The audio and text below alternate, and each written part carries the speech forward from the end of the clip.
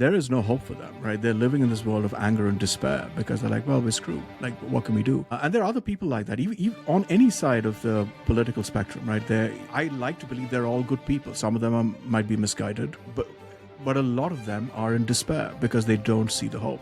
With finding home, and because I'm not emphasizing Bitcoin all that much, it's really a food and travel show. And yes, Bitcoin's in the background. I want to show people that there are these people living incredible lives of hope, of creativity, just building things because they love what they're doing and they're having these rich experiences. And when people watch that and they're like, wait, how are they doing that? My life sucks. And that's where the Bitcoin comes in and say, oh, wait a second, maybe there is hope. I think for Bitcoiners who think they understand, as you said, low time preference and all the philosophy that we spout all the time, having a kid just makes you realize what it all means. It really falls into place. So just going back to the earlier point, without maximal adoption of Bitcoin, the revolution has failed. And our children will not be living in the world that we want to give them. So this is my way of telling stories, of appealing to people's emotions, because I think that is what scales adoption more than appealing to people's intellect. You can lecture them on Austrian economics and distributed networks and what have you, and you'll get a few people, right? The more cerebral kinds, you might get them, convince them through the subtle art of argument, but appealing to their emotion, appealing to their soul, I think you get a lot more.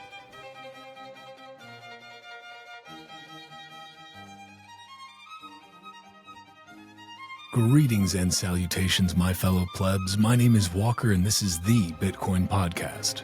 Bitcoin continues to create new blocks every 10 minutes, and the value of one Bitcoin is still one Bitcoin. If you are listening to this right now, remember, you are still early. Find me on Noster at primal.net/Walker and this podcast at primal.net/Titcoin. On X, YouTube, and Rumble, just search at Walker America. And find this podcast on X and Instagram at Titcoin Podcast. Head to the show notes for sponsor links. Head to substack.com/@WalkerAmerica to get episodes emailed to you. And head to bitcoinpodcast.net for everything else. Without further ado, let's get into this Bitcoin talk.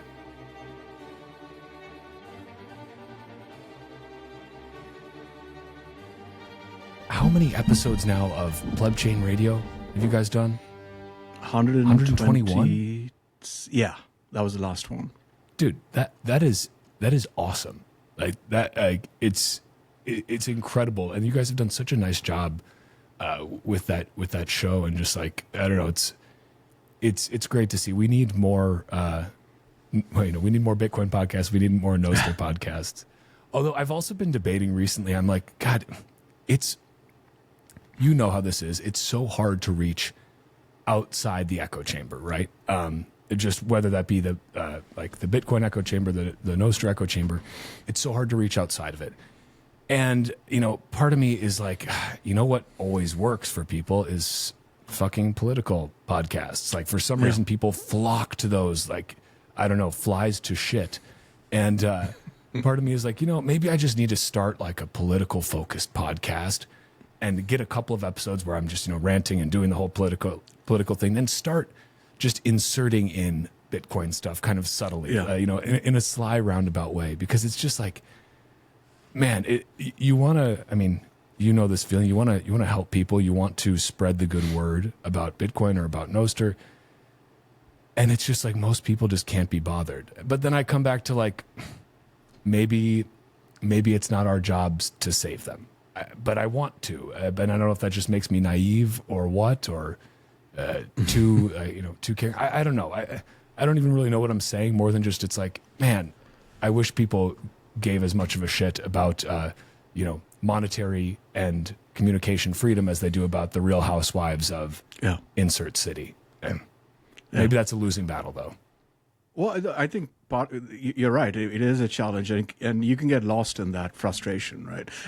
Frankly, it's hard to break out even within our little niche, right? With the Twitter or the X algorithm, like you post something, it goes into the void for the most part. Even on Nostr, right? It's there's no algo, it's a chronological feed, but you've got to keep, if you're producing something that's meaningful, right, and you want people to see it, you've got to go and keep reposting it. Be your own algo. Oh, yeah. Otherwise, it's just lost. You know, and it's funny too. Like I for a while like was not reposting any of my own stuff because I was like somehow had this in my brain from the centralized algorithm platforms that like, no, you know, reposting your own stuff is lame or cringe or something like that. Then I was like, okay, on Noster it's kind of a necessity because it's like you need to, if you like, you want people to see the work that you're doing, you do the work presumably because you believe it has value, and that's why I know you do the work that you do. That's why I do the work that I do. But it's like, so, you know, just kind of get over yourself and hit that renote button over and over and over again until it gets out in the space more. But I am glad to see that there's more algorithmic choice happening on Noster now. Like, and I mean, just like even like stuff like this isn't algorithm based, but like the follow packs that Callie had developed. Like, just I also love that it's like, oh yeah, I'll just you know, Jack said the one thing missing from Noster that Blue Sky has was follow packs. So I guess I'll just do my cypherpunk thing, code up some follow packs, and like just I don't know, it's incredible. Yeah. Yeah, the beauty of Nostr is it's so easy to build these things. You have an idea, and you build it, right? It's a fairly simple and composable stack. And now with some of these vibe coded solutions that are out there, everyone's a dev now. What's the one Shakespeare that's part of this thing? Jack's funding, right? Shakespeare that's like basically sets you up to be able to vibe code Noster apps specifically, right? Yeah, that's right. Yeah, it started which off is awesome. Yeah, that the and other stuff initiative. I'm sure you know this, Walker, but maybe for folks who are unfamiliar, so Jack set up this initiative called And Other Stuff, and there are 4 or 5 pillars in it. One is around privacy. I think Callie is leading that.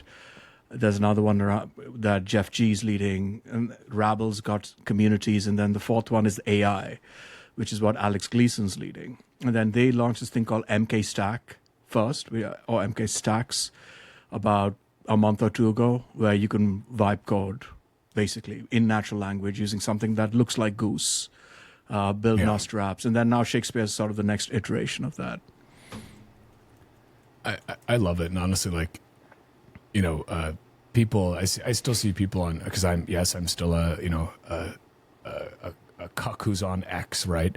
I'm still using it, but I see people on there all the time, just really like attacking Jack a lot. And there's probably some fair criticisms in there from prior stuff. I think people also underestimate how much power the CEO of a publicly traded company actually has when the government comes knocking at your door. And it's like, I love to see what he's doing now. First of all, he's not only is he funding awesome open source development, but he's back to coding himself now. You know,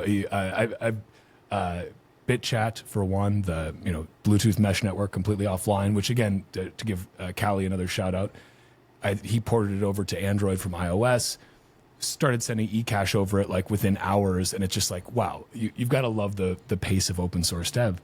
And then Jack did another one. What is it? I think it's just Sun, or I don't know. I've been using it actually like the Sun timer, right? Sunday. I've been using it literally actually every day because I was just like curious, and it's kind of fun, and I spend a lot of time outside unless I'm in my dark room here.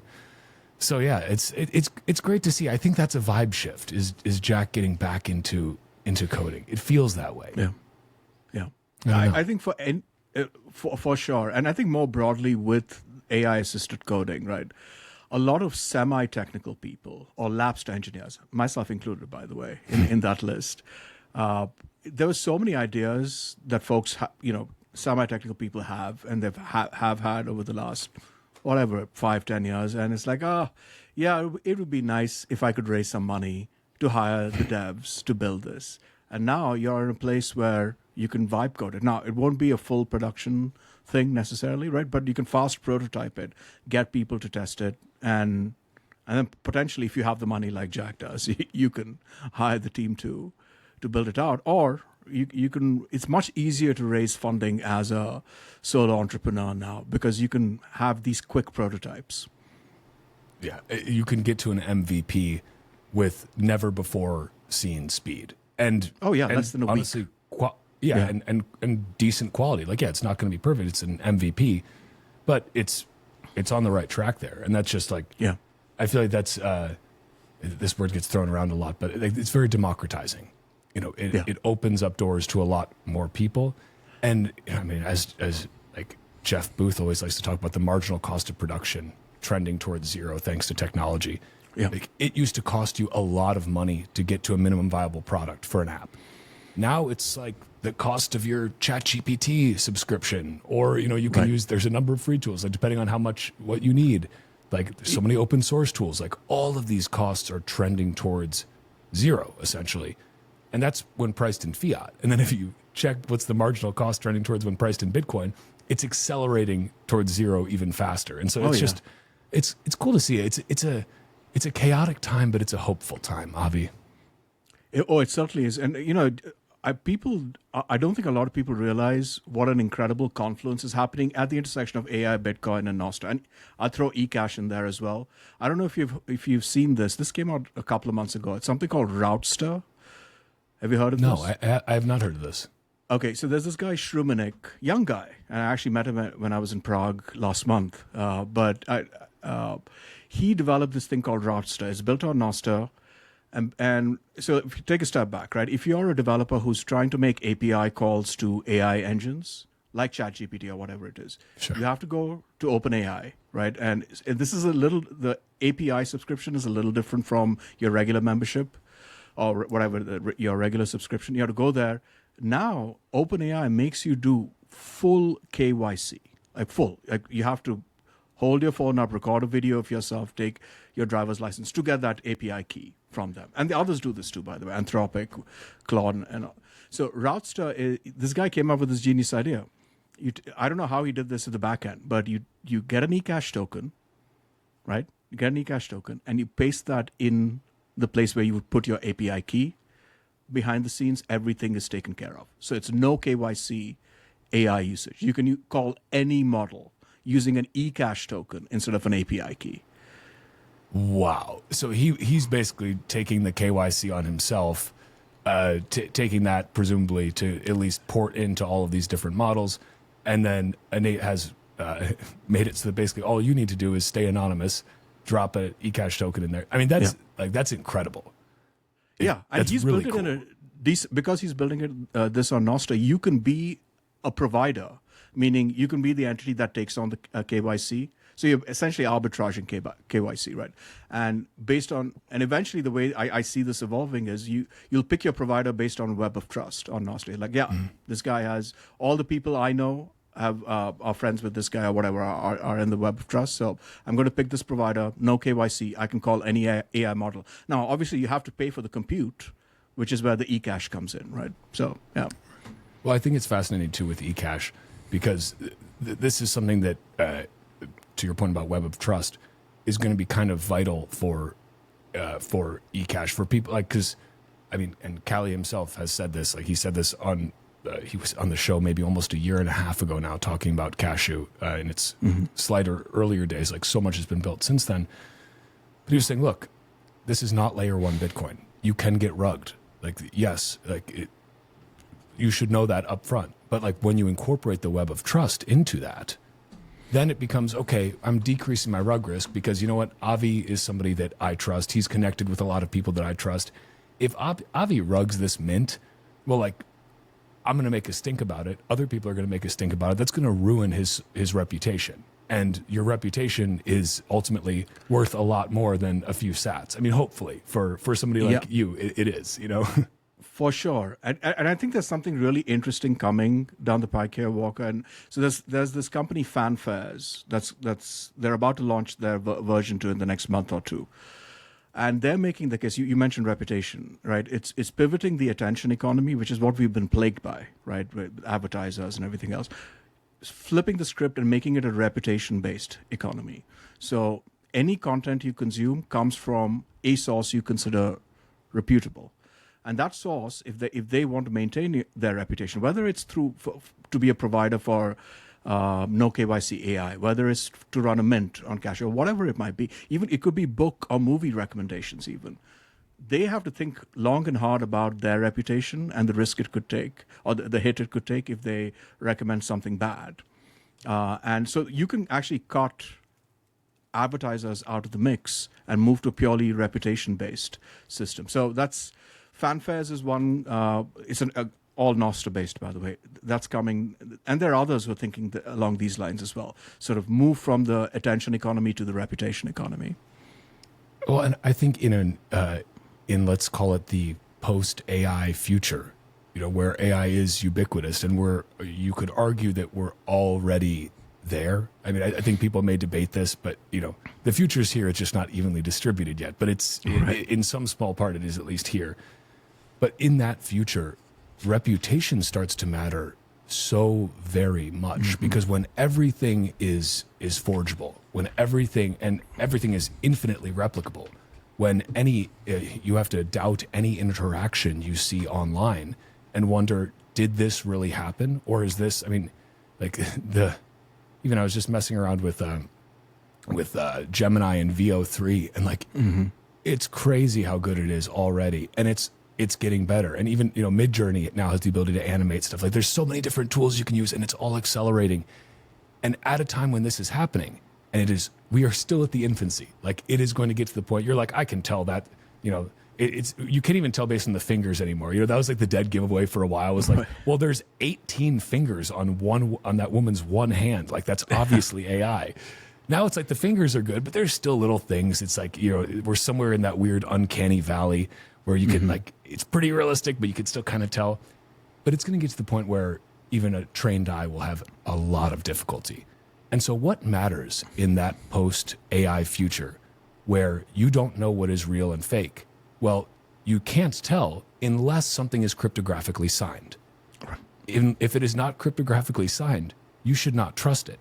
And so then that reputation, the reputation of you being the key bearer of that cryptographic signature, that matters a lot, because that's proof of humanness, and without doing the weird WorldCoin eyeball scanning, which is like their whole thing too. Sam Altman, like, oh wow, that's funny how that worked out. Like, he's taking away the ability to distinguish who's a human and not, but he provides a perfect solution. Just let me scan your retina real quick. It's not a big deal.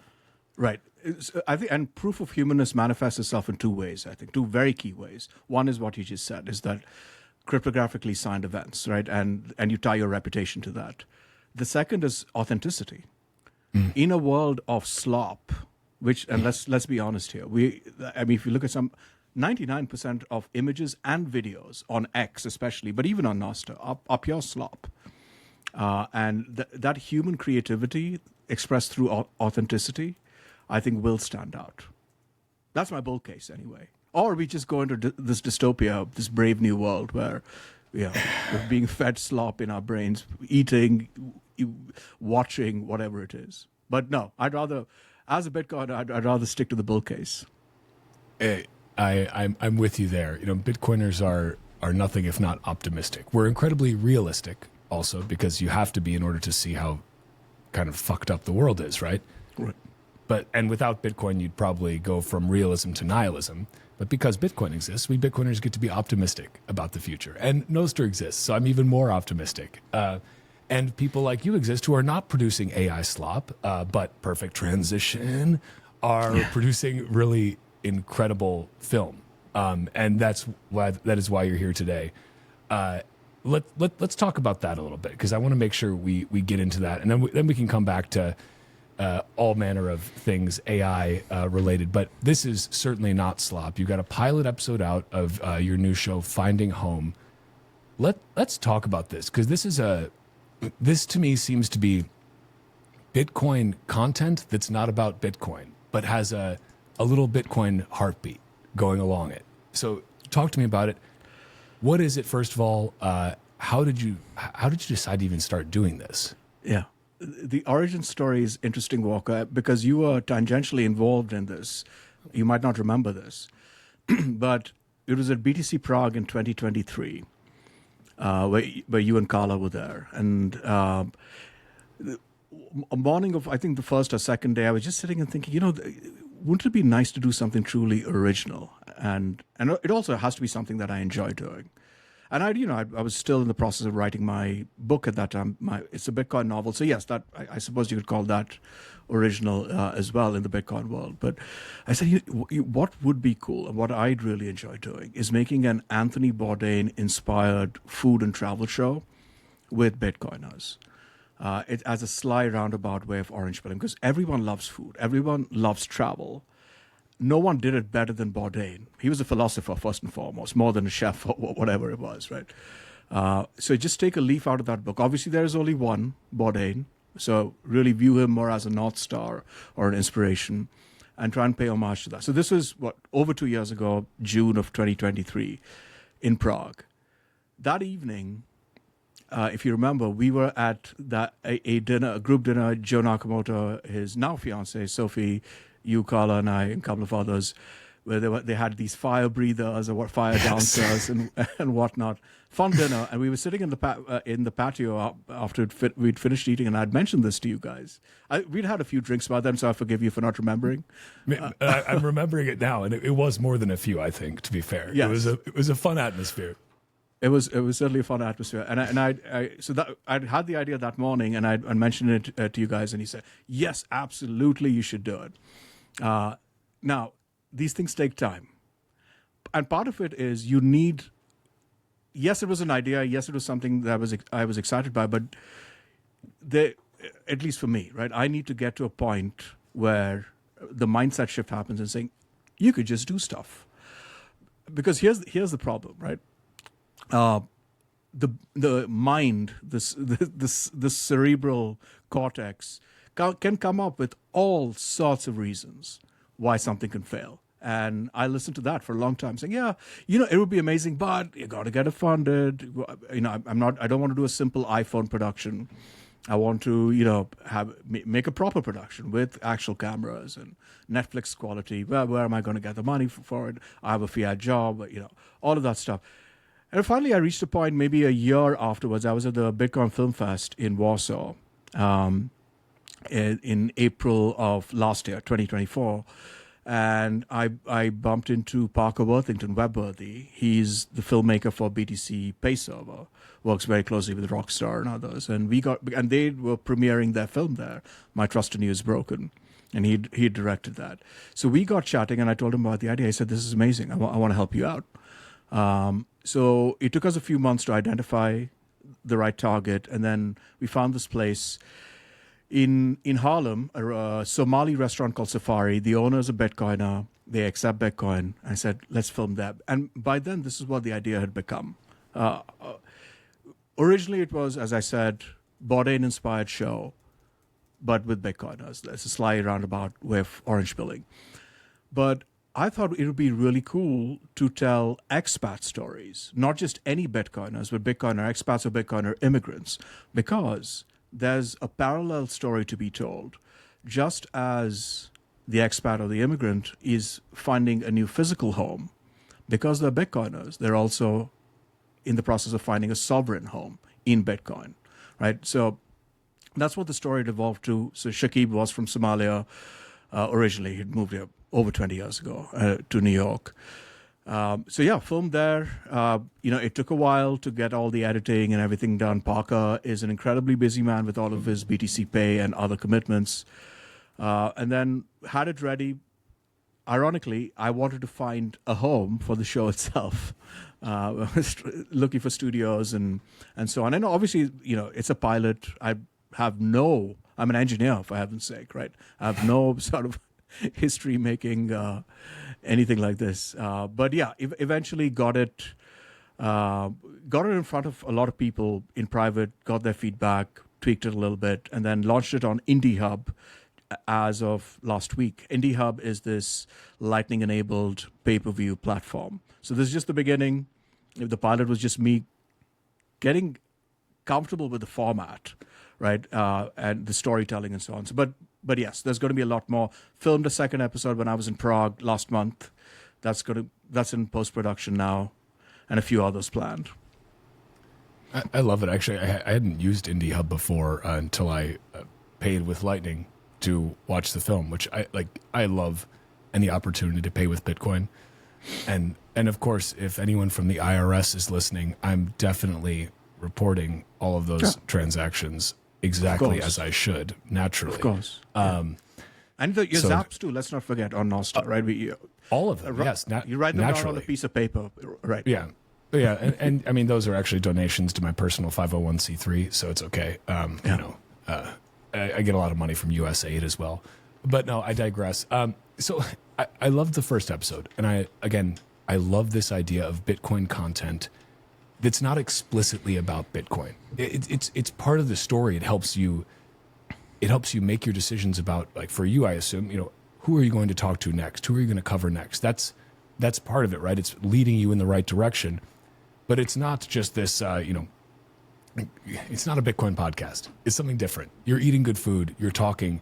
And I'm curious, too. I mean, can you maybe share a little bit of just your story? Like, what does finding home mean for you? Because I sense that this is also a deeply personal question.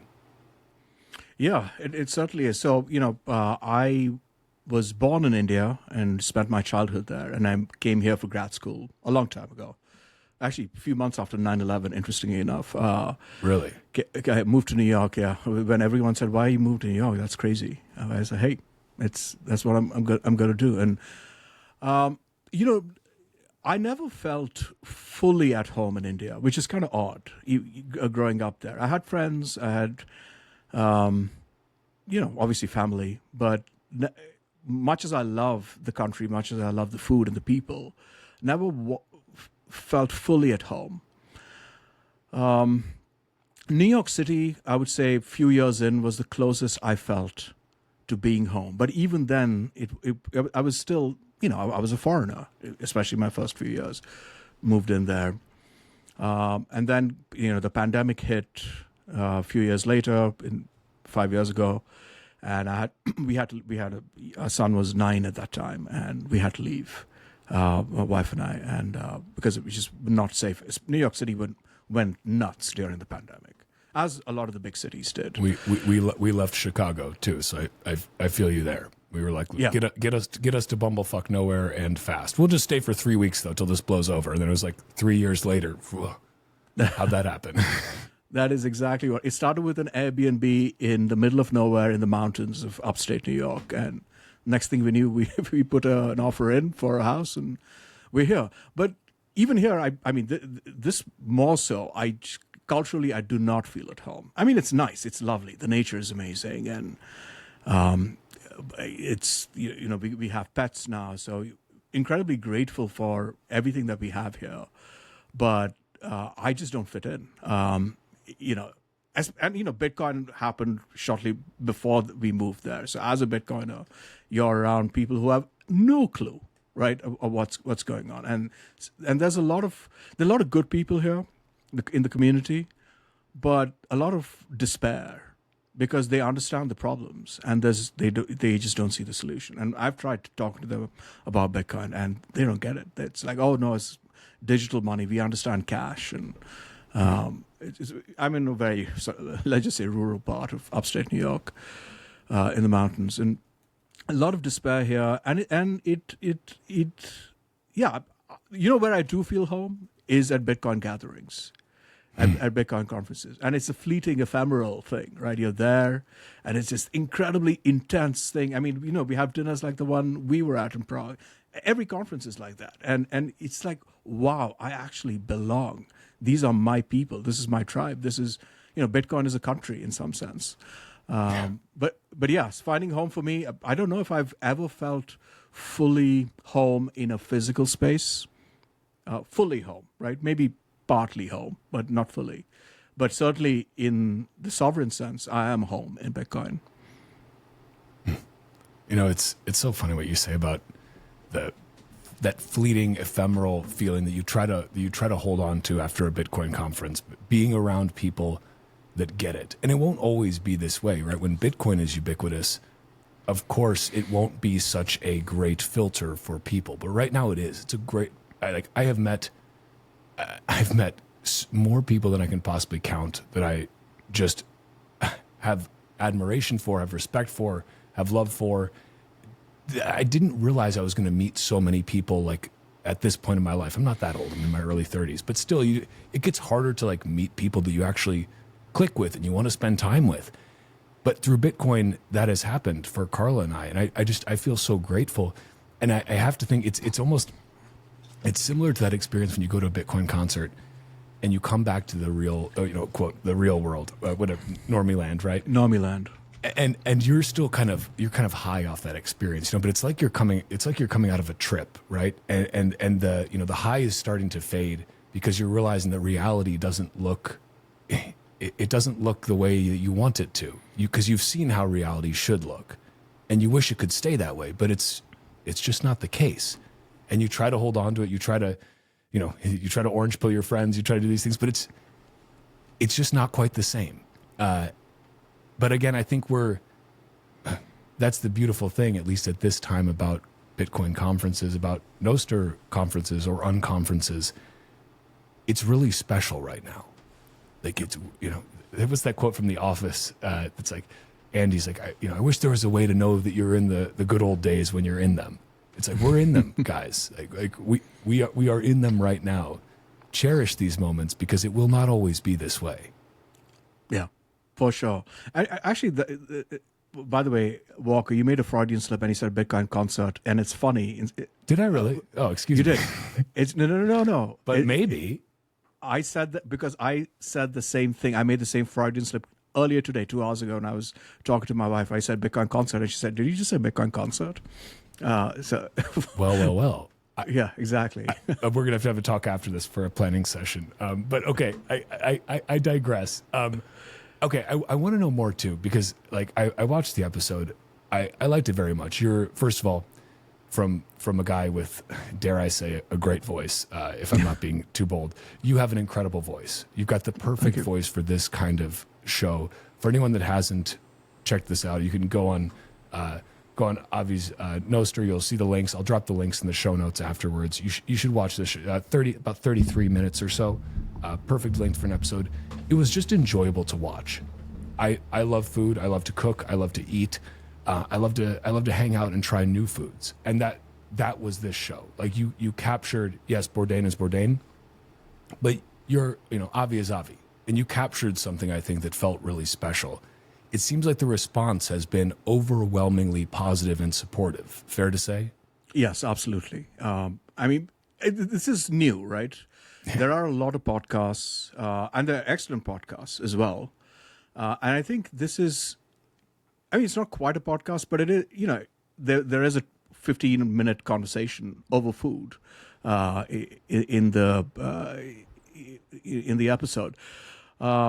So I think it is an interesting twist, and people, have appreciated it. And also, food is so primal for people that it almost, when you're eating, especially, you're sort of out of your conscious mind. You're especially if you're eating something you really like, you're no longer, your brain isn't working. It's your soul and your whatever it is that your heart that's there. So and you can get that even when you watch people eating really good food, right? You can briefly step out of that thing. So my, I guess, slightly insidious idea here is, when I get people out of that, if I can get them into that state where that's not fully in their brains, but more in their heart and their soul, you slide Bitcoin into that slightly ajar door to their subconscious mind.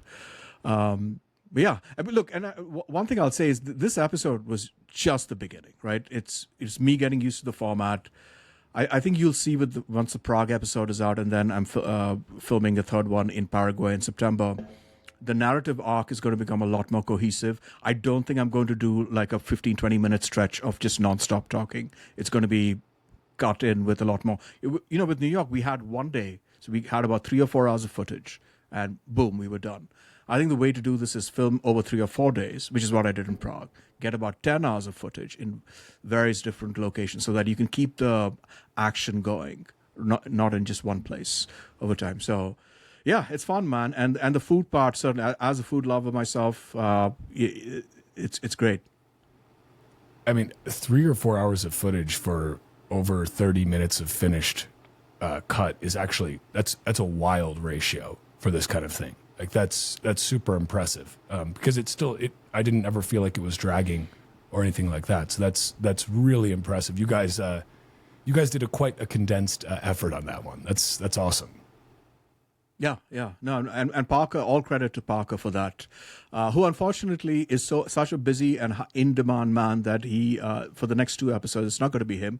However, for the Prague episode, I found a really talented young filmmaker. He's a Bitcoiner, guy called Kyle Huber, and he was on his way to Bulgaria, and he's filming his own Bitcoin documentary there. But he made a stop in Prague, and he helped me with the filming, and it's being edited and directed by. I'm really excited about this, by Lahav and Noah. So Noah Grumman is the lead singer for the metal band Stardust, and they're Bitcoiners. They did the Satoshi video from a couple of months, 2 or 3 months ago, and Lahav is the filmmaker, and their partners, Noah and Lahav, and amazing director. So I'm really looking forward to what they come up with. That's awesome. I mean, have you thought about, obviously in this case, it happened just because of scheduling, but have you thought about making that just a recurring theme, that you have different filmmakers, different directors come in, add their spin to each episode while you still obviously have the vein of yourself running through it all? But is that something you're toying around with, or will you? Okay. It might have I to like be that style. Okay. Hey. Necessity is the mother of invention, right? It is, because the thing is, look, if this was a well-funded project, if I had an executive producer putting in $100,000 or even $50,000 per episode, then I could hire a team, especially at the $100,000 range. I could hire a permanent team, right? Directors, editors, social media, all of that stuff. Now, first 2 episodes completely out of my pocket, which is not really sustainable, by the way. I can imagine. Yeah. Right, but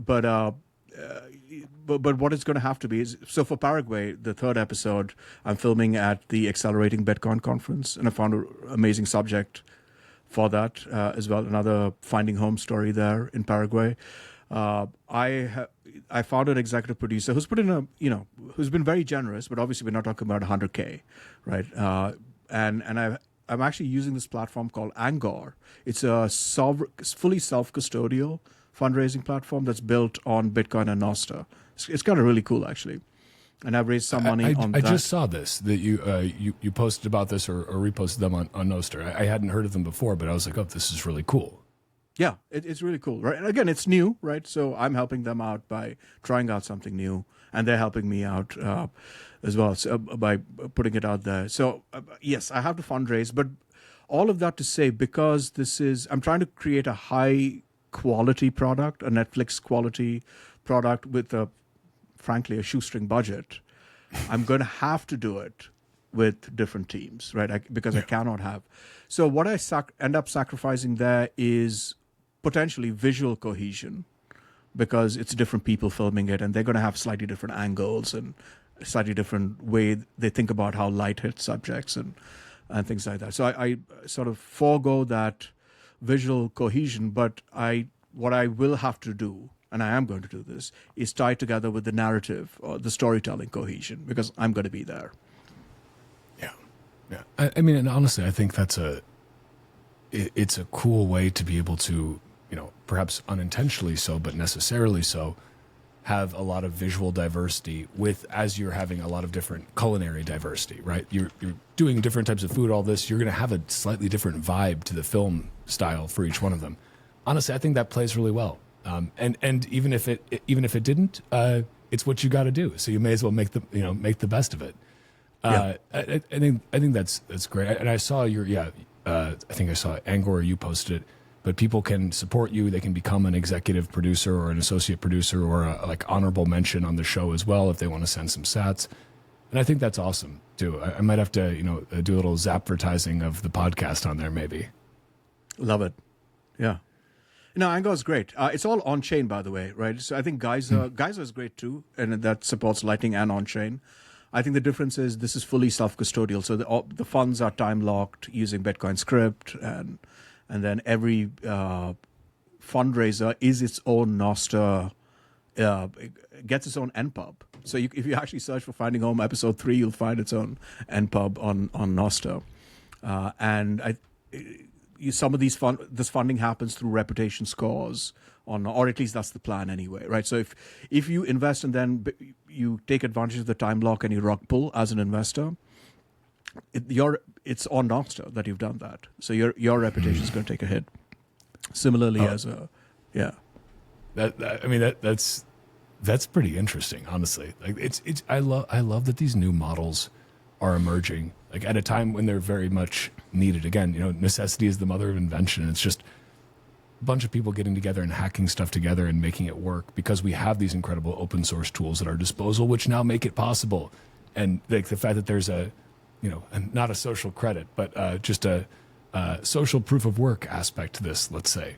I think that's really powerful. And this is organic and emergent, right? If you can call it social. I mean, social credit is the phrase is lost. It's toxic now, but it's done. But this is an organic and emergent property, right? In these networks, which is you are fully responsible for your reputation. You mess it up, you've impacted your score to the extent that you can put a number on it. But it's all on you. This is not some central party giving you a number saying that's your credit score. So I'm all for it. Yeah, I mean, like, that's the thing. It comes back to trust, right? And you need trust to build society. Like that's how community is built. That's the whole point of it. It is the point and it is the way.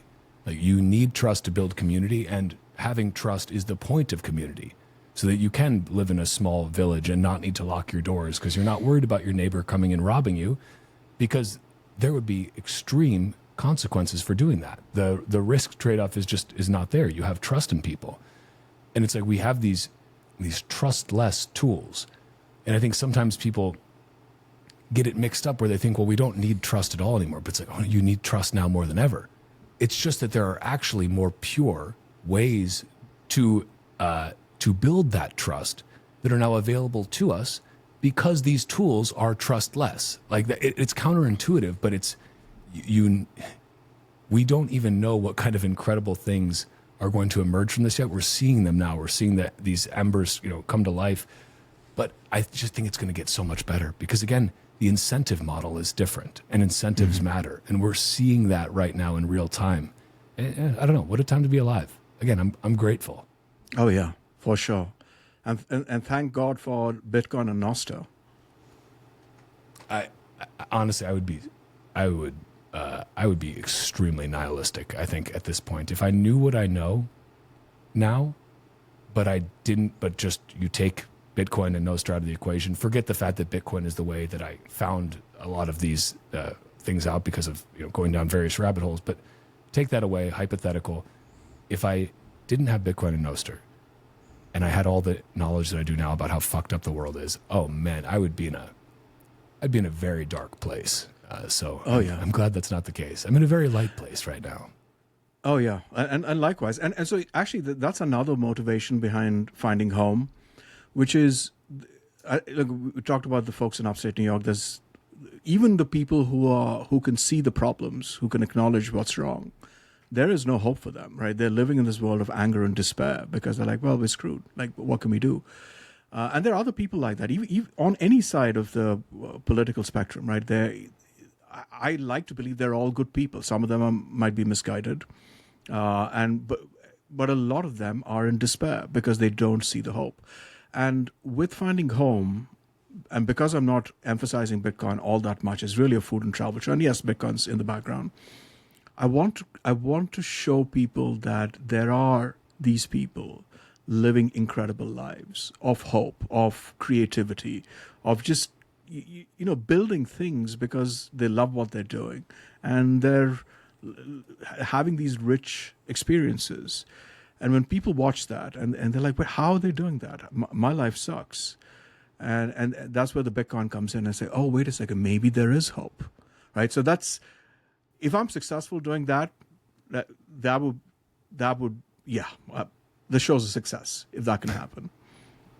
So you quit your fiat job, right? You are now like you're off the rails and into Bitcoin and Nostr land full time, yeah? Yes, pretty much. As of July 4th, I quit my Congratulations. fiat. Yes, thank you. On the 4th of July too, independence from the fiat job That's and right. from those totalitarian British bastards. I'm pretty sure they had quite a hand in your home country as well. I've heard a just thing a or little two bit, about right? that. Yeah. I can imagine. I couldn't guess at all where your accent comes from, for example. Who could know? But no, I love this, and I'm curious too. Do you want to keep this indie? Do you want to keep it kind of grassroots funded? Or let's say Netflix sees this tomorrow, comes to you and says, we want this show. We're going to throw a ton of money at you. Well, maybe there's two cases there. There's the case where they say, don't change a thing, keep doing it, we love it. And there's the case where they say, yeah, we love it, but we need you to adjust this a little bit because this doesn't quite align. Like, where are you at with that? Have you thought about that at all? Is it still too early stages? I have no idea how this stuff works with getting shows picked up. I've thought about it, and I think that the truth is, Walker, I want as many people to see this, right? Because my goal is to get people into Bitcoin, and if I make money along the way, great. So We're if capitalists, Netflix, it's okay. yes, that's right, yeah, and if Netflix or Hulu or Apple TV or whoever comes and says, yes, we want this on a network. Now, the best case scenario is they say, you have full editorial control. We just love the show. Keep doing what you're doing. Here's whatever, 100K, whatever, 500K per episode. Knock yourself out. I take it. Much as I'd love to keep this on a Lightning-enabled pay-per-view platform like IndieHub. And by the way, shout out to Zach Mahoney. He's built an amazing product there. But if Super smooth. It's great, yeah, and it's he's been working on it for a while now as well, Zach. So thank you, Zach, for everything you do. But if one of those big studios were to come and offer me a large sum of money, I would take it. Firstly, because I don't have a fiat job anymore. I'm kind of living off my savings right now, and I'd like to not do that if possible. And the second is I do want to get this in front of people, so that would just get me the distribution right off the bat. Now, if they ask me to bring in, now, for example, if Coinbase came and said, here's, $1 million, go and make season 1, and they said, keep your editorial integrity, I'd have to think about that because it's Coinbase. But if they said you could just do what you're doing, I might do it. If they say, oh, you got to include crypto in there, I don't care if it's 10 million or 20 million. Or $1 billion, I wouldn't do it, right? And same goes for any of these other major places like Netflix. The money doesn't matter. If it stops being Bitcoin only, if I have to compromise my ethics or values, there's no money in the world that'll help me sleep at night. Amen to that. And I mean, the lucky thing there is that there really aren't a lot. Like, Bitcoin is accepted in a lot of places. A lot of, like what you're concerned with, in this case, restaurants. The places where crypto is accepted, they are far fewer. Because it turns out a lot of it, who knew? Avi, this is going to shock you, but a lot of it is just vaporware meant to enrich the founders. No way. I know. It's crazy, man. You wouldn't believe it. But yeah, so I mean, at least, but I hear you, and I respect that 100%. It's like, if you get to keep your editorial decision-making capability, then great. But like, if not, it's like, it's, wouldn't be worth it. You have to stick with the plebs. But honestly, the show has a vibe where I'm like, man, this seems like, I've watched a lot of food shows because I like food. Like, Carl and I like watching food shows, and you try to make stuff that you see. Like, I remember when Chef's Table first came out, and I was like, oh, this is Vivaldi, slow motion. Oh my, yes. Chef's Table is the reason I have Vivaldi in the intro to every show. Because like, I love, because it's different part of Vivaldi's seasons, but Vivaldi nonetheless. But it's like, there's something about food and hearing people's stories and seeing it all happen at the same time that, like, it just, to what you were saying earlier, like, it tugs at something in our primal brain, and it's amazing. Like, and it's also its own form of artistry as well. Like, food is just really delicious, edible art, and like, you see that people's love and passion comes through their food. Like whether that be in your family or at a lovely restaurant or at some hole in the wall on the side of the highway where you have the best tacos you've ever had in your life, which is the story for me. Literally best tacos I've ever had in my life. We're in a Midwestern gas station. There's a little taco shop attached to a gas station, family run. And I'm like, where has this been hiding? How does this exist here? This is insane. I digress again. But food and stories, like, I don't know. It's just like, that's kind of just what life's about, right? That's every night at the dinner table, right? Oh, yeah. And, Chef's Table, another one of my favorite shows. That is, you need a very expensive setup for that. I wanted to make something like Chef's Table, but that, like, the camera setup, and you have to, like, shut the restaurant down to get all of that. So maybe if the funding's there at a later point in this season or maybe season 2, that is the aesthetic I'm going for the food shots, right? I do want that Chef's Table vibe. Maybe if I can get someone to play Vivaldi for me so that I don't have to pay royalty to whichever musician. Actually, there are a lot of open source, or not open source, but royalty-free cuts of Vivaldi out there, because the music itself is like, it's old, right? It's past, like, you can't, there's no copyright on the music itself. Right. On specific performances there may be, but there are tons out there that are complete, like, royalty-free licenses. So just got to find a good one. I'll send you a couple after. Throw some Vivaldi in there. We all need more Vivaldi in our life. Yes, absolutely. Especially the Winter Suite. But I like, yeah. I love me a little summer as well. Don't get me wrong. I love the whole thing. Let's be honest. Yeah. But there's something, just going back to that. Watching people eat food, it's almost like you're eating it, especially if it's well shot, right? And the food looks good and plated nicely. And then hearing their stories. And, any expat or immigrant story is almost always going to be interesting, because it's a story of travel. It's a story of trying to find something that they couldn't find. Or it's a story of finding something but trying to recreate a piece of their childhood there, because, there's always something fascinating. And so you pair those two together and you have some nice music. You have a nice sort of background vocals saying something philosophical. It's almost always guaranteed to be a hit.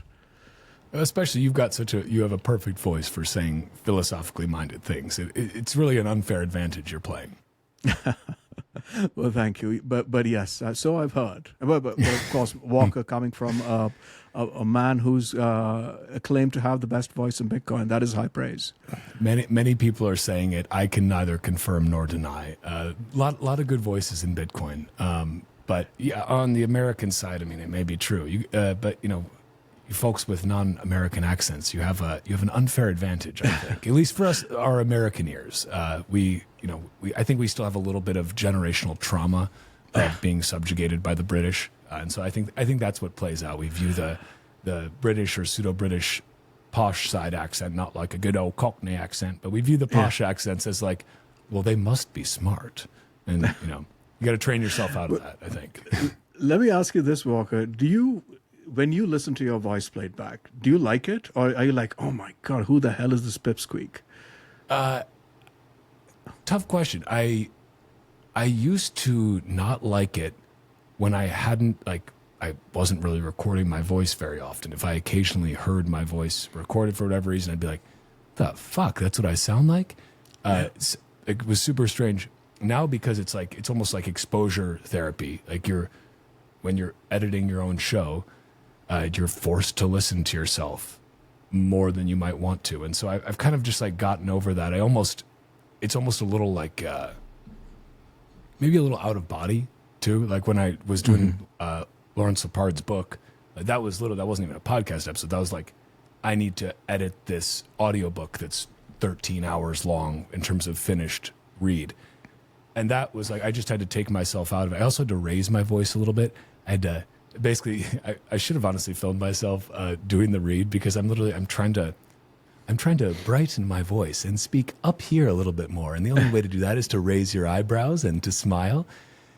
Because one of the biggest things I get like on YouTube is people being like, yeah, great podcast, but why are you doing this fake Batman voice? And I'm like, well, I don't know. Because it's just my voice, bro. Like, I don't know what to tell you. So I was like, okay, got to brighten the voice up. Don't want this to be a detractor from Larry's incredible book. So yeah, that one was easier to disassociate, I think, because I was already doing a slight affectation to raise the pitch of my voice just a little bit. Yeah. What about you? Do you like your voice? I like your voice. I used to hate it. I was like, who the thing. hell is this guy? Yeah. But then you kind of get used to it. Yeah, like you said, when you're re-listening to yourself, especially when I do the written scripts. I write the script and I read it. I can be slow and deliberate, and you don't have the pauses and the ums and ahs, right? Because you're doing it off a script, and then you listen to it and you cut pieces. I think I finally got to a point where not just tolerated. I listened to a few things and I'm like, oh yeah, that wasn't too bad. Yeah, reasonably well done. It's fun. I think it's just part of it. It's just like getting over your own ego, with so many things in life too. Just can you kind of have that ego death, which is greatest name for a venture firm ever. Shout out to Jeff Booth and Lynn Alden and all of them. But if you have that ego death, you just don't care. It's just like, yeah, what's the big deal? Like if other people like it, why are you being so hard on yourself? It doesn't mean you can't improve what you're doing, but like, don't have some weird aversion to it just because it's you. Like, get over yourself. You're not that important. Like, you're a little speck of stardust on a ball orbiting around a giant nuclear reactor. Like, it's good. It's all good, man. Oh yeah, for sure. I think it's just, you're right. It is ego death. It's like not caring whether you're cringe or whatever it is. It's just that, and honestly, for most people, that just comes with doing things over and over again. The first time you do it, you're self-conscious. You're like, same thing with public speaking as well, right? It's you just get over it after a point. I think it's such an important thing for people to realize that, like, nobody thinks about you as much as you do. No one. Like, it's just not possible. Like, you think about yourself more than anyone else. Most people, the people you're passing in the street, they do not care. There's the great word sonder from the Dictionary of Obscure Sorrows, which is the essential idea that every person you pass in the street is living a life just as colorful and vivid as your own. They're the main character in their own movie. You're just an extra passing in the street. They don't care. They don't even notice you. Just like you don't even notice them unless you have that wave of sonder where you start to pay attention to these things. But I think it's so easy for people to get trapped in their own heads and think that everybody cares about what they're doing and what, how they sound, how they look. They think that they care about it more than they actually do. People just do not care that much. Like, and that's okay. Like, so just, you can be free. You don't have to be scared. Yeah. People are way too wrapped up in their own lives to think about it. Yeah, that is. And on the topic of sonder, when I first moved to New York, I used to love going to Central Park. And I used to sit on it was a 20-year-old or 21-year-old back then. But one of my favorite activities was in, late evening as the summer twilight is setting in, just sit on the park benches on Central Park West and look at the buildings right across the street. Right? And you'd have these, they're not like very large or very high buildings. They're 7-8 story building, beautiful architecture. And then you'd see all of these windows. And the lights would just come on, and there'd be people, like one window here, one person would be doing something, another person would be doing, right below them, someone else doing something else. Completely different things. I'd be sitting there saying, all of these people doing all these things, none of them has a clue what the person below them, above them is doing. They're all leading their lives without any idea about the other person's existence. And meanwhile, here I am. I have a full view of all of their existence. It's an interesting thing to ponder. Sonder. Oh yeah, exactly. It's been a while since I've gone on the Dictionary of Obscure Sorrows. Are they still updating that site? I think so. I hope so. Maybe. I haven't checked recently. No, I'm gonna have to check after this. Okay, so and Avi, I've got to say, I always love I love chatting with you because I never know what direction it's going to go in, and I'm curious too. Okay, have we is there anything with related to the show that you want to make sure that we cover that we haven't yet? As far as like before we get, we've still got some time before we get too deep into the weeds on other things. Like I want to make sure that you get that chance. The one thing I'm still curious about in the show is how are you going to go about picking your next subjects for the show? Do you have a plan for that? Are they already lined up? And if maybe there are like some chefs out there that accept Bitcoin at their restaurant, should they get in touch with you? Like, can you tell me anything about that? Yeah, absolutely. I'd love to talk to more folks. I mean, right now the idea is to tell the dual story, the parallel story of finding home in a new land, and then how Bitcoin, the finding home and the sovereignty that comes with Bitcoin. So I'm looking for folks who are either expats or immigrants, Bitcoiners, right? Restaurateurs would be amazing because then you get full access to the kitchen. But even if it's not restaurateurs, right? The Prague episode was with Grafton, who's from Vexel, so he's a cypherpunk guy, but we had a lot of food at a lot of amazing restaurants there. And Paraguay is going to be something similar as well. It's a Czech expat who lives there, who's moved there. So it's going to tell her story. And then so those are the ones that I've been able to, the first two self-funded. The third one, I have an executive producer, and I've raised some on Angor. The ones after that, I think, hey, anyone listening, if you'd like to be an executive producer, reach out to me. I'll be setting up Angor funding for those two. But I have a few. There's some amazing characters in Bitcoin, and I don't want to go to the famous people, right? That's the one thing I'm trying to avoid, right? The well-known Bitcoiners, I think their stories are pretty much out there. They're on the podcast. They're completely out there. There are some remarkable Bitcoiner stories, and I have 3 or 4 candidates for the next episodes beyond Paraguay that I have lined up. I've talked to them. They want to do it. It's just a question of working out the funding for it. Daniel just asked in the chat on Zap.stream, can we get Ali from Tahini's on your show?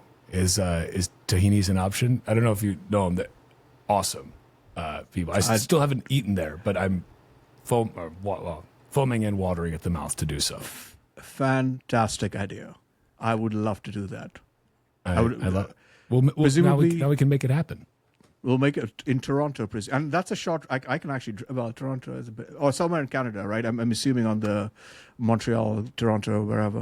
The great thing about Canada is that 90% of their population lives within 100 miles of the U.S. border. So, like, you don't have to go too far unless you've got to go, all the way over to like Vancouver. Then that's right. Far for you. But yeah, no, I think that would be awesome. I mean, the great thing is that you do have a lot of options. Like another one that comes to mind, if we're talking incredible food, boy, you almost need to go to a beefsteak because Away Slice does. He's a man who knows his food. He knows his meats. Let's say, and just an awesome dude as well. So, yeah. But yeah, I mean, you've got a lot to choose from. Like, and yes, like this is still a very small community, but it's like you have options. That's pretty cool. I have 3 seasons at least of 12 episodes each because there are so many remarkable stories to tell here over food. And on the topic of Away Slice, so I know of him. We follow each other on Noster. I've never met him, and I've heard all about the beefsteaks and everything else. So yeah, I think we make a really good episode. Oh man, okay. I would be happy to connect you guys because he's awesome. Truly, just a savant when it comes to preparing meats, and it could be cool for you to do like a beefsteak, like to cover that as an episode because it's such a vibe at these things. Like it's a bunch of people eating a lot of meat with their hands. Usually some libations involved. A great atmosphere. He's very conscientious about the vibe curation, about the music, about the venue, about everything, and so it's a whole sensory experience, and it's quite lovely. I'd love to do that. Maybe the next beefsteak. Okay. We're going to make it happen. Okay, I'm putting a pin in that over here to help make that connection. But so, I mean, let's assume you have continue to have funding for this. Obviously, you can't bootstrap this yourself forever. Hopefully, I encourage people to go on Indie Hub.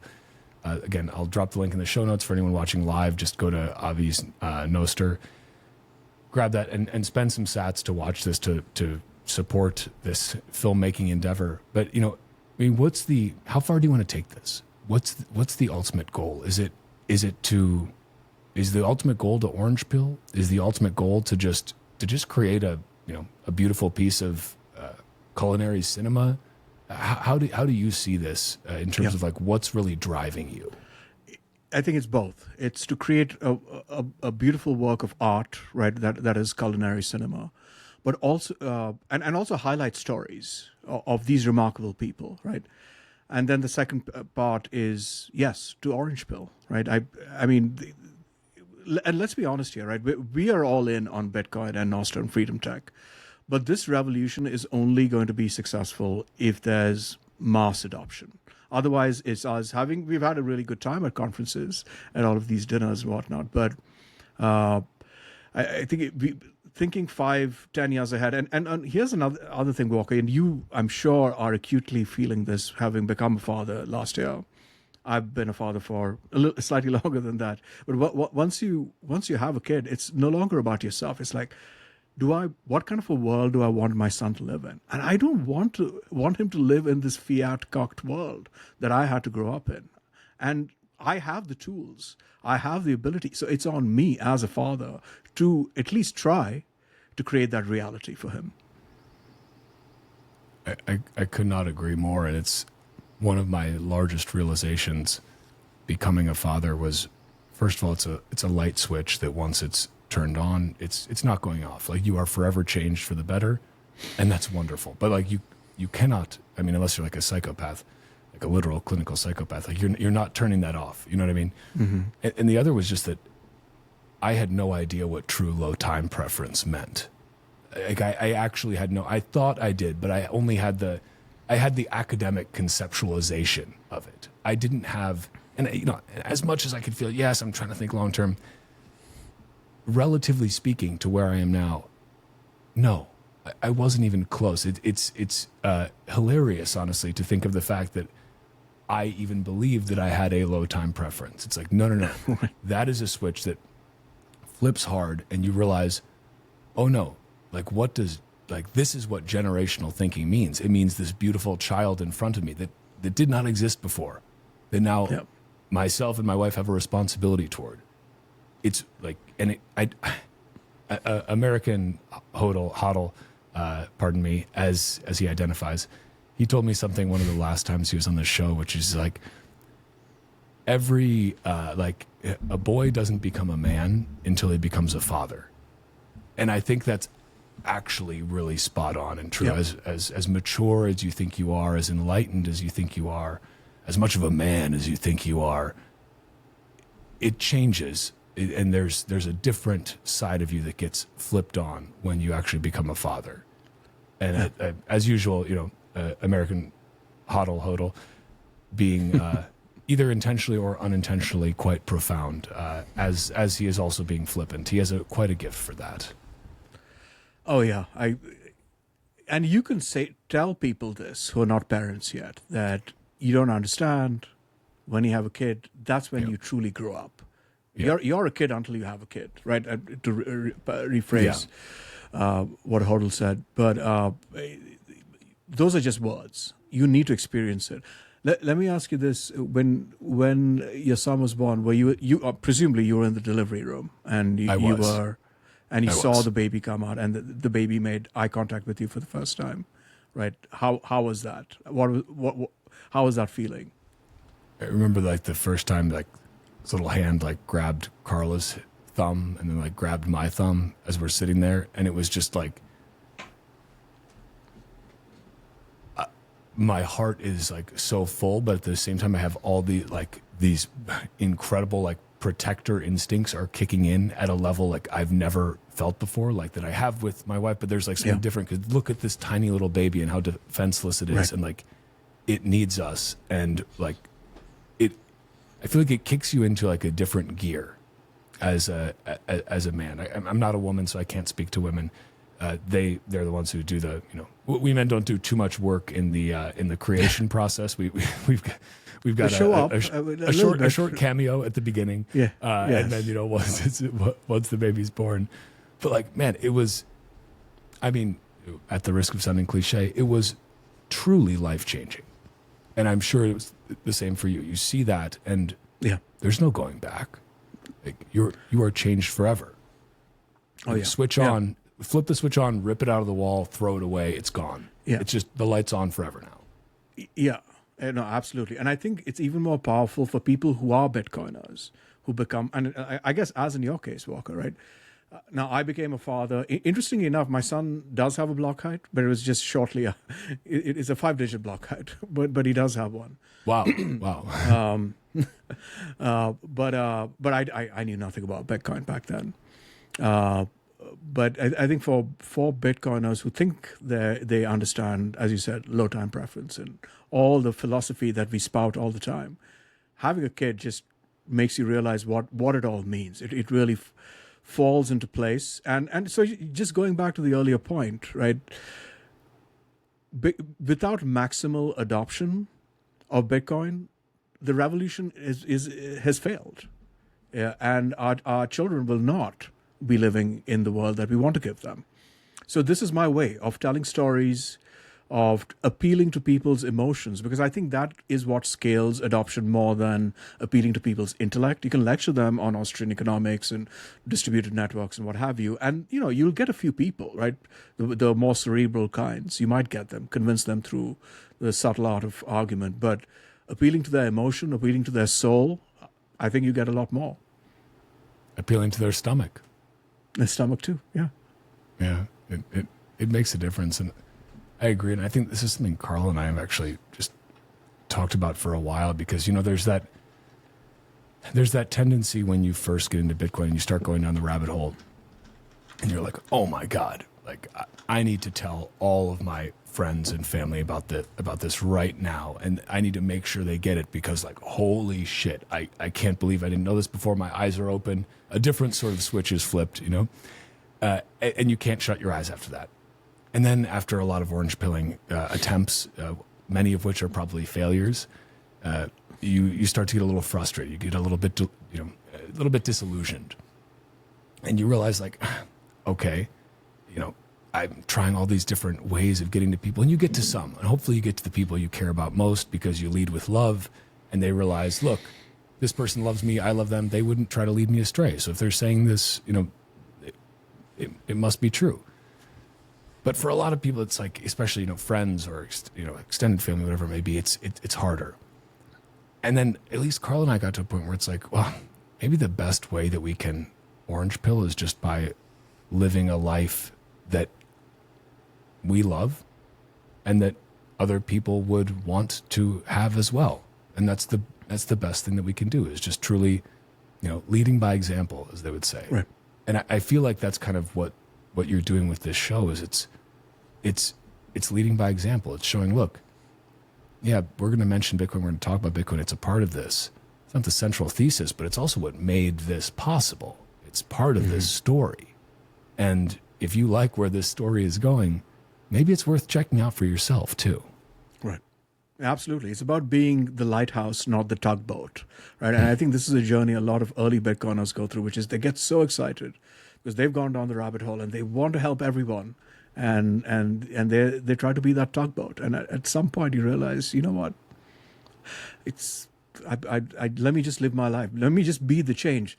And it's sometimes when people, I've been in situations where I've seen at conferences and otherwise, I've seen Bitcoiners argue they corner some poor normie at a bar, and they're yelling at them, saying, "Hey man, you got to get into Bitcoin." And so there was in fact one specific event. This was in Warsaw at the film fest last year.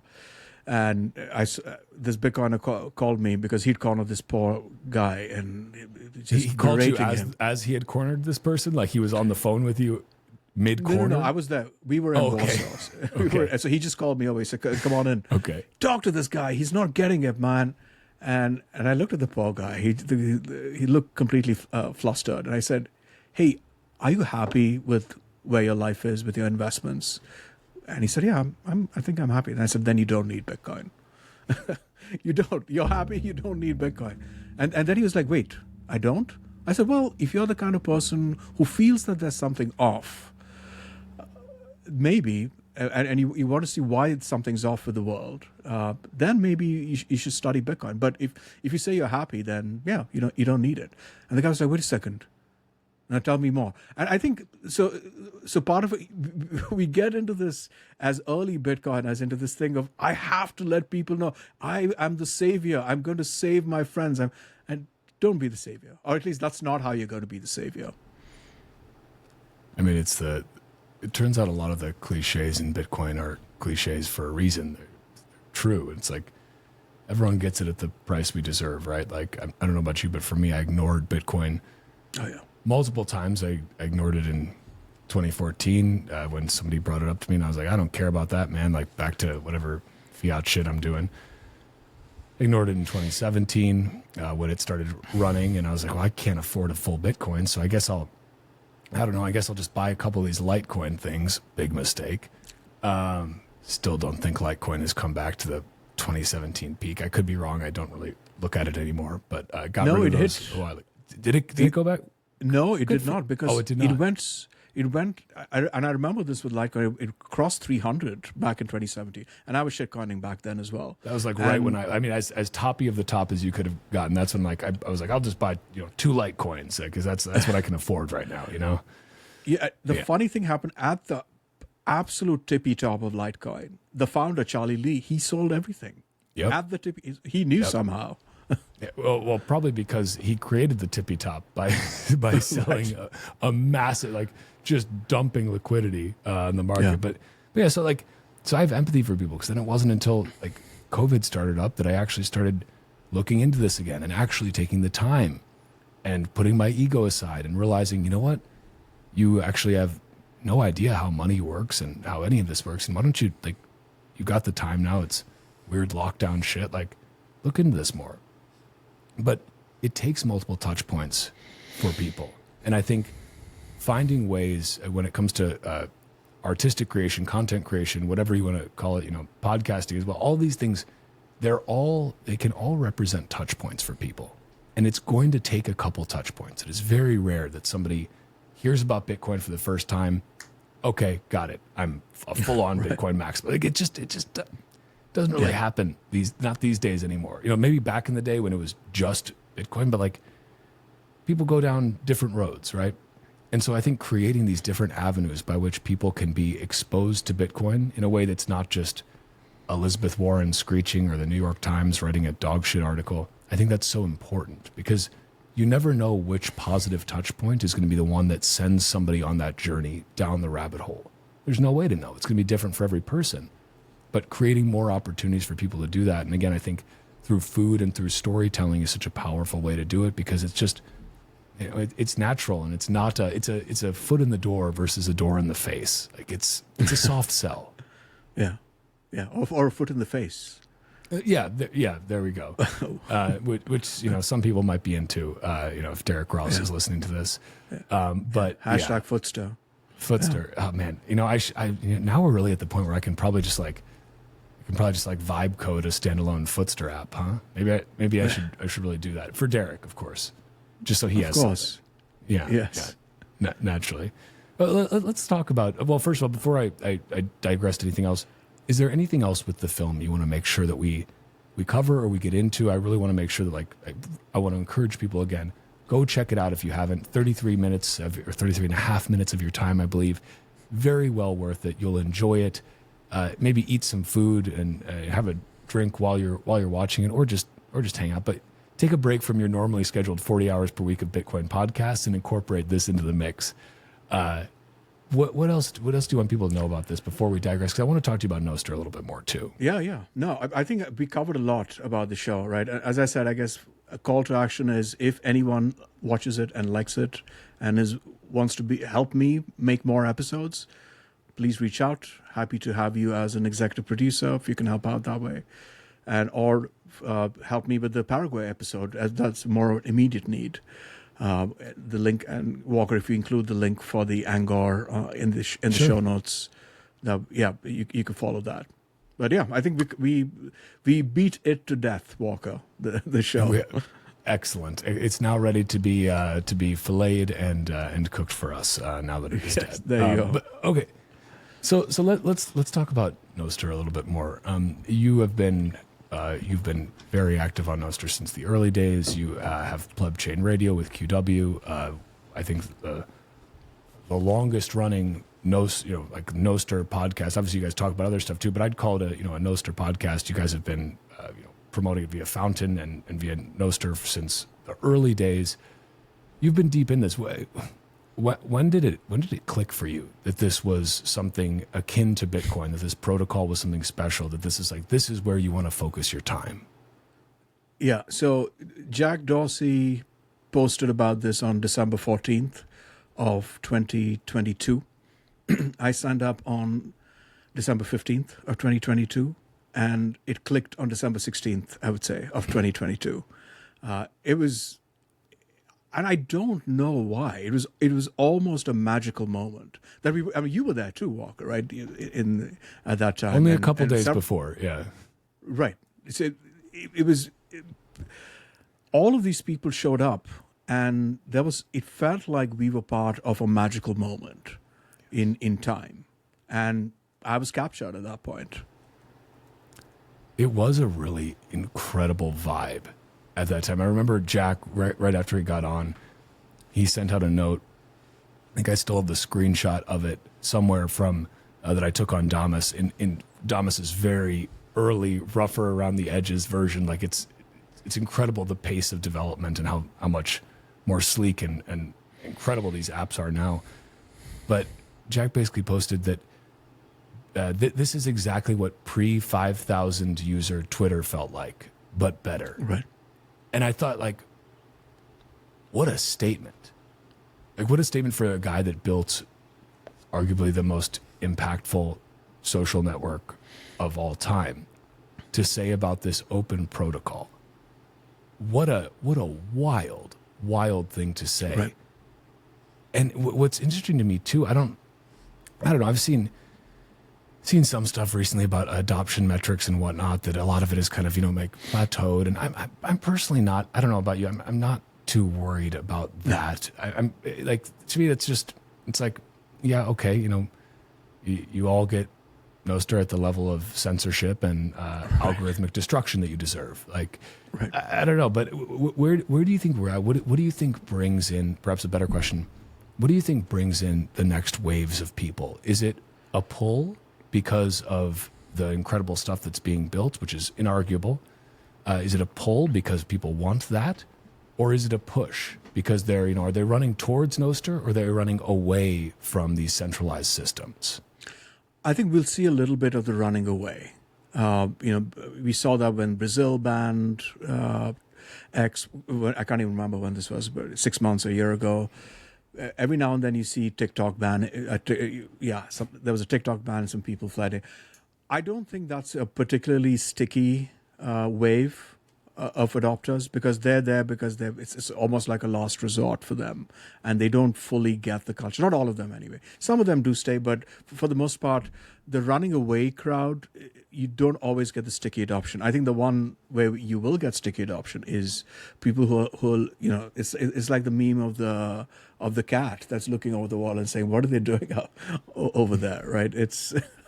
And it's like, wait a second, there's all of this incredible content.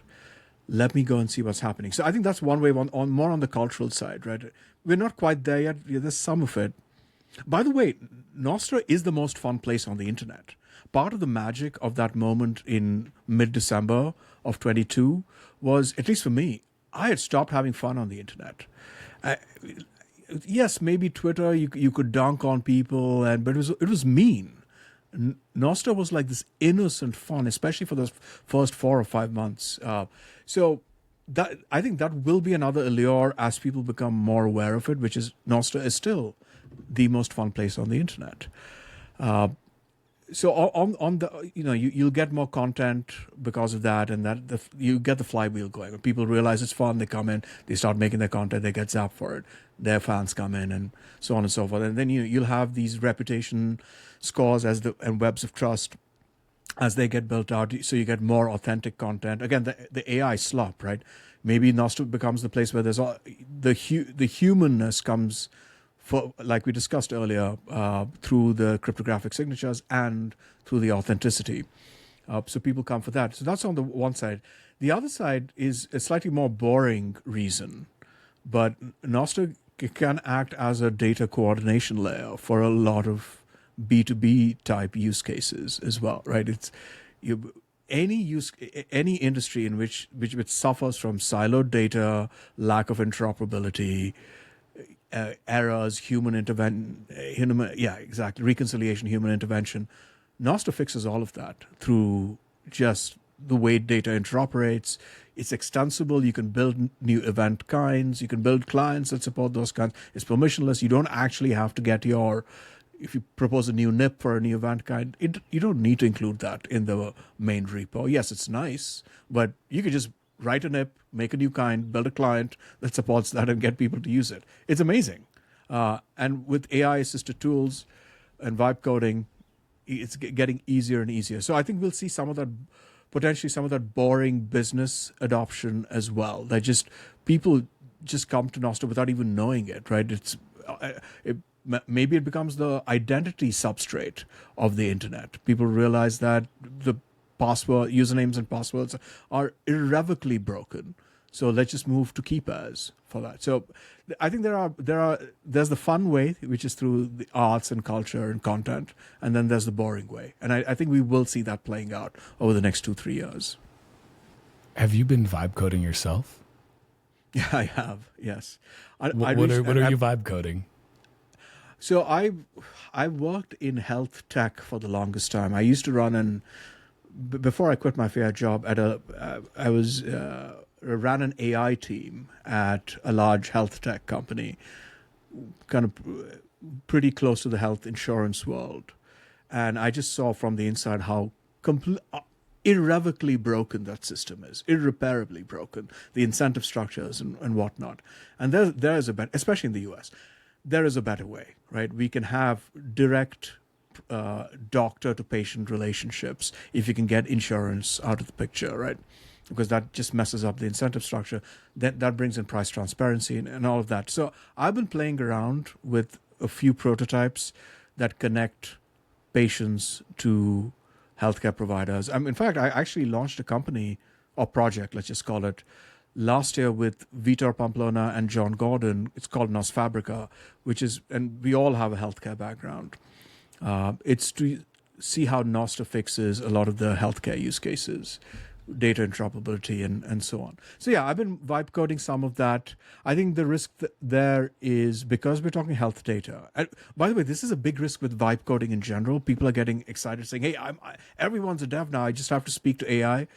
If you're dealing with financial data, if you're dealing with protected personal data, please do not send that into production. Do not, unless you know exactly what you're doing, do not do that. That's highly irresponsible. Yeah, maybe have an actual dev audit your code, and yes. maybe do it a few times, or you're gonna cause some problems. Right. I think it's super interesting though, and it is to your point from the kind of the beginning of this conversation. It's this opportunity for maybe non-technical people who have had an idea in their head but don't have the budget or don't have the time or both to be able to actually bring this to fruition, to be able to go from idea to product, or idea to something actually tangible in the cyberspace fashion relatively quickly. And I think we're at the early stages of this. I think that's what's so exciting to me, is that as incredible as these tools are right now, we're still early, but we really are still early. And I think to your point, you brought up earlier kind of this intersection of Bitcoin, AI, and Noster, and I want to tease at that a little bit, because something that I've heard a number of people talk about is this idea that one of the big problems when it comes to paying for compute is that if you're paying for compute with credit that can be pulled away, and I mean literal monetary credit. I'm not talking you prepay for some tokens. I'm talking you got a credit card hooked up. It's buying that credit card can be canceled. That money can be clawed back up to what, 60 days later? That doesn't make any sense in a system where you are paying for actual compute power. You are paying for electricity, you are paying for the hosting. What you are paying for is real and physical. The credit money that you are paying with, the fiat cuckbucks you're paying with, those are ephemeral. Those can be clawed right back at anyone's discretion. So it was that kind of what you were getting at earlier, was this idea that, like, look, this is going to be the obvious way that you should pay for compute, that AI agents will also interact with each other because, again, same problem, and they're going to be quicker at figuring out the solution than we humans are. Like, I think that's fascinating where that's going to go, and just how that accelerates also Bitcoin adoption in probably a way that most people don't see coming yet. Yeah, absolutely. And I think as we move into a more and more agentic world, right, there will be a human in the loop, I think, at some level for the next few years, but it's going to become lighter and lighter touch. You'll have AI agents essentially talking to each other and transacting with each other. And if they're allowed to do their thing, they will pick the best money. They will not pick fiat. They will pick Bitcoin, which is the best money. And then tying this back to Jeff Booth's thesis, right? As technological progress happens, and we're in an incredible period of acceleration, I think what the likes of which we have not witnessed in recent history, with how much productivity AI is going to bring. I mean, just think about it. One person in 1 week can do what 10 people would take 2 months to do.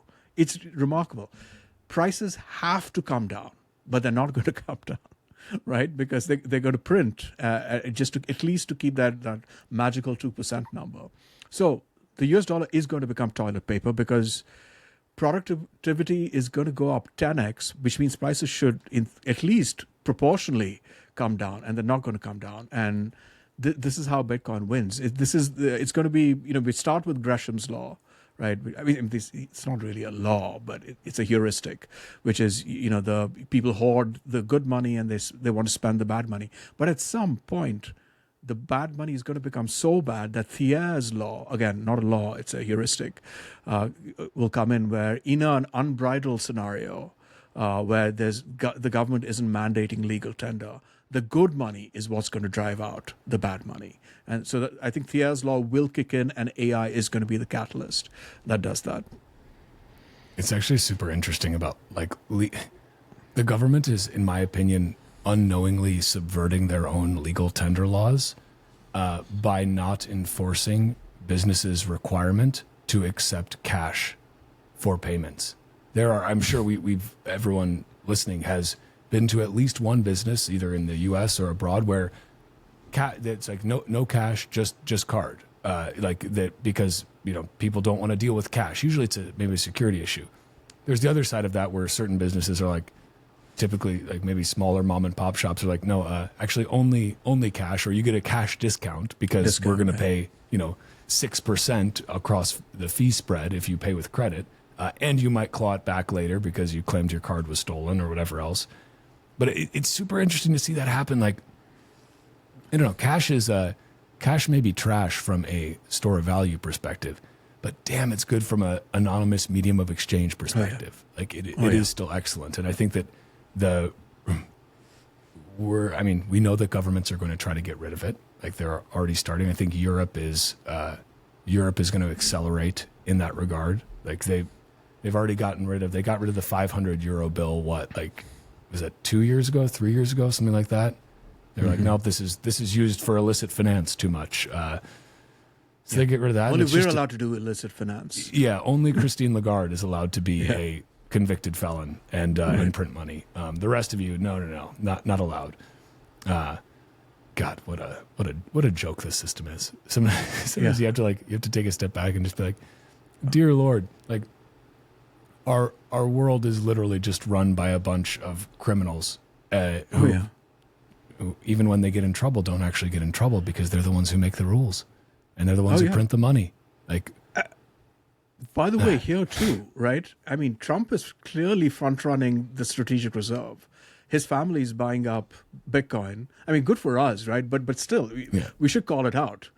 Yeah. This is not ethical behavior. His family's front running it, and then he's going to announce a strategic reserve buy of a million Bitcoin, and suddenly his family become trillionaires as a result. Like, and I wonder how Trump coin will perform during that time, because it's not Melania coin too. Maybe there'll be a Barron coin by that point. Who can say? It's all so absurd.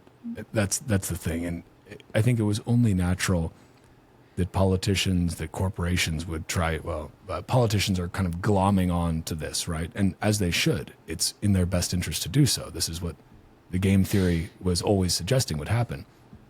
Corporations are doing it out of self-preservation, and also they're realizing, oh wow, I can, like, my stock will get a lot more attention than it ever has if I announce a little Bitcoin treasury strategy, if I participate in a little paper Bitcoin summer, But wow, it's like there is no substitute for just good old-fashioned Bitcoin held in cold storage, because it's hard money they can't fuck with, no matter what other shenanigans they try. You mentioned paper Bitcoin summer. It's fun. It's a great meme. It's a great meme. It's fun to have a bit of a laugh about it, but I fear there's a rug or some kind of crash coming. Maybe not for the established ones. I think MicroStrategy is probably going to be okay. But some of these copycats, the newer ones, I hope they know what they're doing. Because, I mean, if a couple of the small ones go down, they could take the medium-sized ones back with them. And before you know it, you have a bit of a snowball happening. Contagion. So I'm hoping that doesn't play out. But, man, it's a bit scary to see. Here's the other thing that bothers me a little bit here, Walker, with paper Bitcoin and Bitcoin treasuries.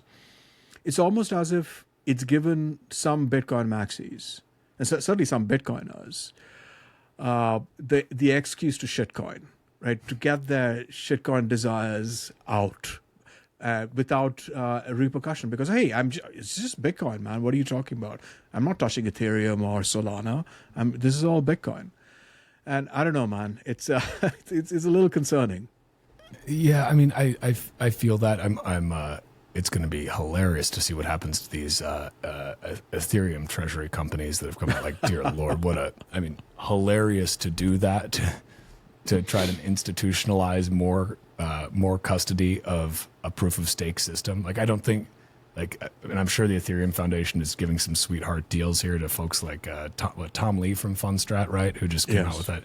Like, I'm sure there's some backroom things happening because it's a centrally controlled company already. But I don't think they really thought through the game theory of that too much, like what that means in a proof of stake network. But whatever, it's going to be fun to watch it light on fire and burn down. But on the Bitcoin side, I definitely hear that, and this is why, I try to. First of all, let me preface this by saying I think people should do whatever the fuck they want with their money. Personally, though, I would never ever recommend that if somebody is like a friend or family member, loved one, or a random pleb on the street is asking, or pleb at a Bitcoin conference. I don't meet Bitcoin plebs in the street usually. They're asking me no, I'm never going to recommend a Bitcoin treasury company that they do that, because they should just hold. They should buy and hold good old fashioned layer 1 Bitcoin in self-custody, because you are introducing counterparty risk. Know that you are gambling if you are pursuing. Again, do whatever you want. I have some MicroStrategy. I have a few shares of some of these other ones, but what do I save in? I save in Bitcoin, and that's what everyone who needs to should do it, and everyone will need to eventually. It's just a matter of time if they don't realize it yet. But get real Bitcoin, hold it in cold storage, and go create value.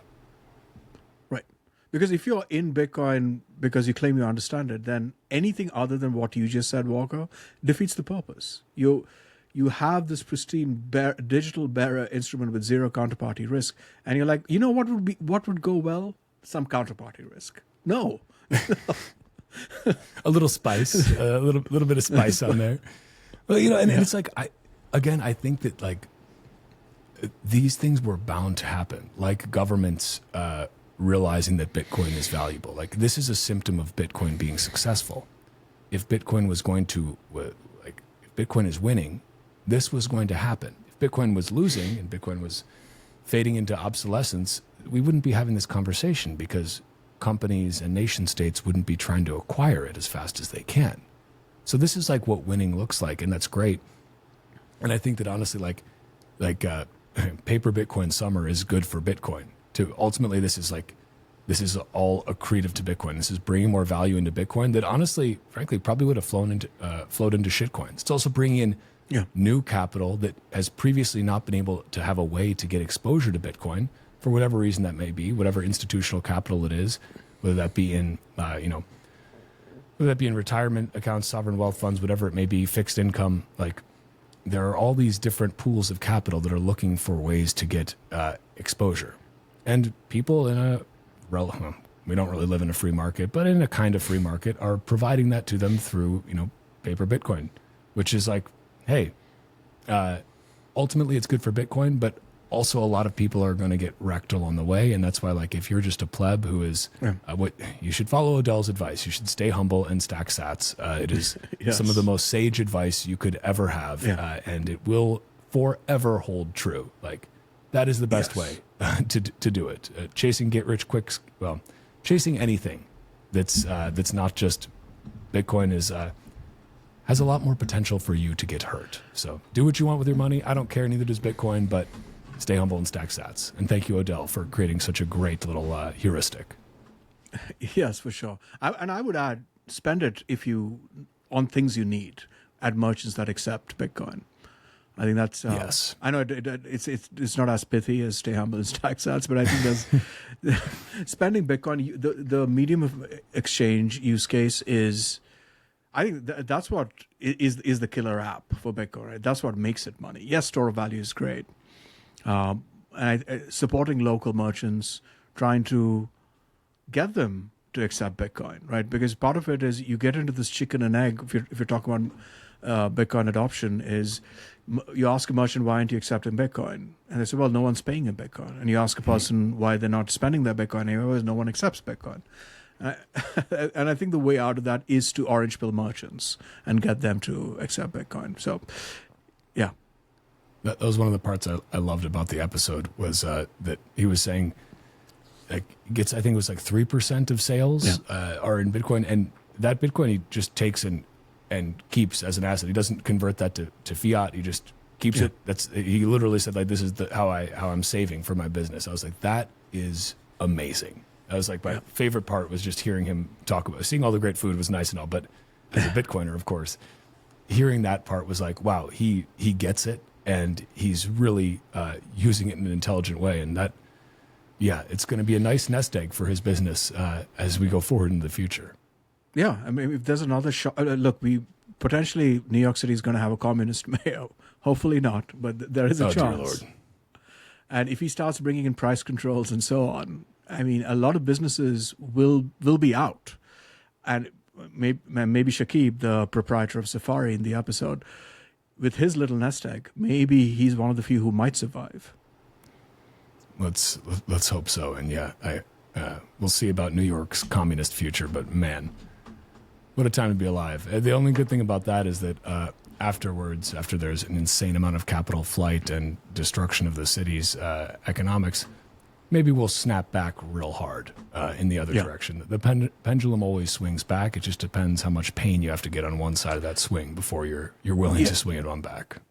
And New York City has always gone through these cycles. Mm-hmm. And my hope had been that COVID was the bottom of the cycle, like 2020, 2021. The crime was through the roof, and businesses were shutting. It's terrible. And I thought maybe that's it. Maybe this is the bounce back. This is, the city goes so far down south that people just leave, so prices drop. And then what happens then? The starving artists can actually move back in because it becomes affordable. They come in, start making really cool art. Then the yuppies look at the art and like, hey, look at this. There's culture in this place. They come in and then they ruin it. Right? There's a hard times create weak men meme in there somewhere. Yeah. That cycle there. But apparently, I hope I'm wrong. Maybe 2020, 2021 was not the bottom for New York. We might get this communist with price controls and convert it into a true hellscape before it bounces back. God, I mean, let's hope not. It's like, real communism's never been tried. We'll get it right this time, guys, and I promise it won't end in starvation and mass murder. This time it won't. We'll get it totally right. Don't you worry. It's like, man, fuck off. Real capitalism's never been tried, you totalitarian twat. But I digress. Avi, want to be conscious of your time here. The time has flown by with you as always. This was a great rip. Where do you want to send folks again? Just I'll link everything in the show notes. I'll link, but yeah, tell people again for those listening. Yeah. So if you want to connect with me on Nostr, primal.net/Avi. If my website is casanostra.inc, CASANOSTRA.INK.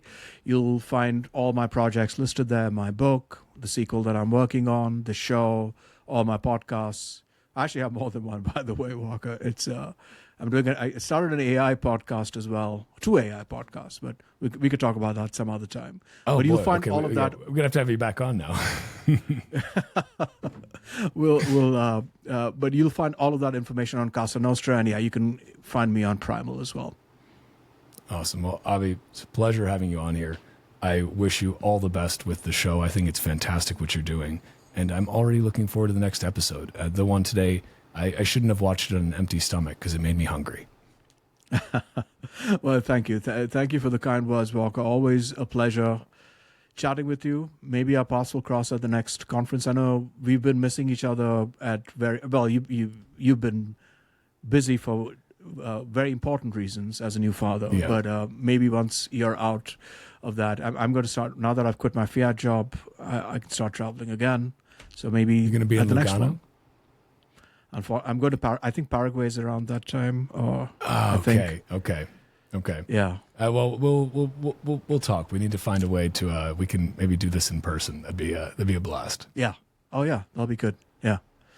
And thank you to everybody stuff on the live stream as well who joined here on Noster. And if you're listening to this after the fact and you're wondering what live stream, it's probably because you're not on Noster yet. So you should go and check it out.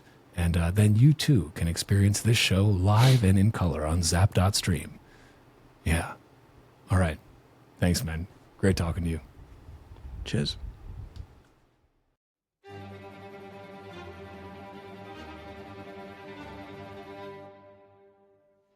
And that's a wrap on this Bitcoin Talk episode of the Bitcoin Podcast. Remember to subscribe to this podcast wherever you're watching or listening, and share it with your friends, family, and strangers on the internet. Find me on Noster at primal.net/Walker and this podcast at primal.net/Titcoin.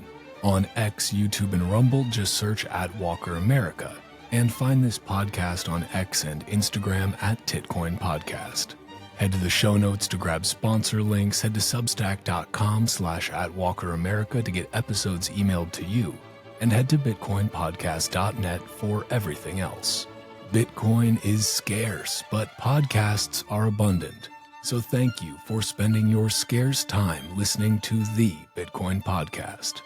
Until next time, stay free.